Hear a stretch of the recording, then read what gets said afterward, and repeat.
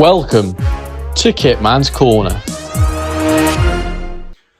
Hello Canary fans and welcome to Kitman's Corner.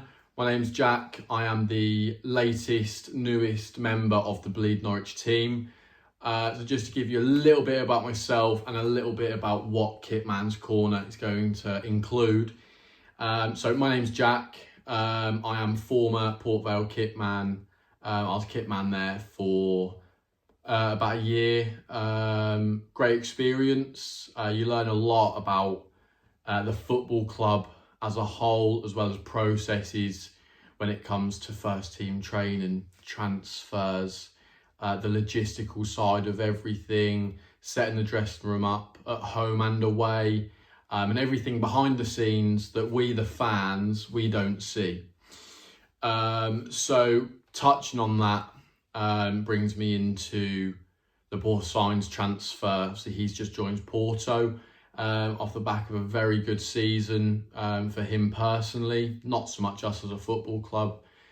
But in terms of the transfer, I do think he's going to be a big miss in the dressing room and day-to-day life for the boys. I can only assume from the outside looking in, he was a big personality in the dressing room. But in terms of how kind of a kit man would go about that, it's just business as usual. Obviously, every transfer that happens in pre-season before the squad numbers are announced is relatively easy for us, because all we do is we get the sizes of like t-shirts, quarter zips, shorts, training pants and everything like that, and we just bun it all in a pack or a kit roll and put that in their place in the dressing room. It only gets a little bit more kind of technical, if you will, once the squad numbers have been announced. So say there's a transfer deadline day deal done and over the line, they'll get assigned a kit number, and then we just have to print all of their training kit up as we get the information put across to us. It only tends to be a little bit more difficult is when there's, say in January for instance, there's a transfer and they've had all their kit printed and everything, and say for example player out is, I don't know, say a medium, and then the player we've got in to replace them is a large or an extra large, therefore we then can't recycle that training kit and just kind of hand it over as such. We'll have to obviously print up a whole new kit, which isn't a massive issue, you know. It all depends on kind of how much money, how much budget the club has got in regards to that. So for us at Norwich, I wouldn't have thought that's a massive issue, but for a team in the lower leagues, it is a bit more difficult in terms of trying not to give out as much, all the kit that we have, as soon as we get it. But yeah, you make do with what you've got.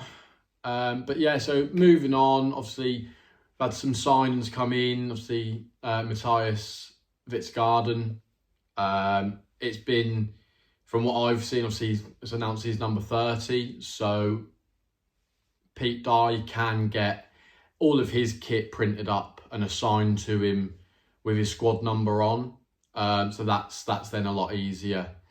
I think he's going to be a great player. You know, it's just going to be the transitional period. Let's hope he can hit the ground running, and you know, score some goals, create some chances, and give us fans a reason to get up and get behind not just him but the team in general. So yeah, that's that one. Obviously, there's some talks around Papa Diallo. I've heard that he's completed his medical for Watford. It was all seemed to be kind of near enough signed, sealed, and delivered. Up until Ben Napper thought we'll have a bit of him. So he's obviously been in talks, and it seems like there's been a massive massive kind of stall on Papa Diallo's side, whether or not he is kind of holding off for his parent club to agree to the bid that we've made. But obviously time will tell with that one. But when Ben Napper and Norwich come calling, it is difficult not to answer. So yeah, in regards to other news, obviously we played Stevenage at Colney the weekend. Seemed like a decent game. I think pre-season is definitely more about kind of working out what shapes you're going to do, transitional play, set pieces, and just getting minutes in the tank, get your legs moving, getting used to, you know, having to get up and play football every weekend, which it's a hard slog. Do you get what I mean? The things we would all do to be able to be in their shoes. But yeah, so from what I've heard and seen in regards to the Stevenage game is relatively positive. There's still some teething issues, but they'll get ironed out throughout the course of pre-season. Obviously, we fly to Holland soon. Myself, Alex, and Ducker will be in Holland, cheering the boys on. Hopefully, bring you some very exciting and exclusive content. We're doing a lot of work behind the scenes to get as much content done as we can for you guys at home. So yeah, that's going to be all from me. Just a quick one today, just to kind of ease in the Kitman's Corner.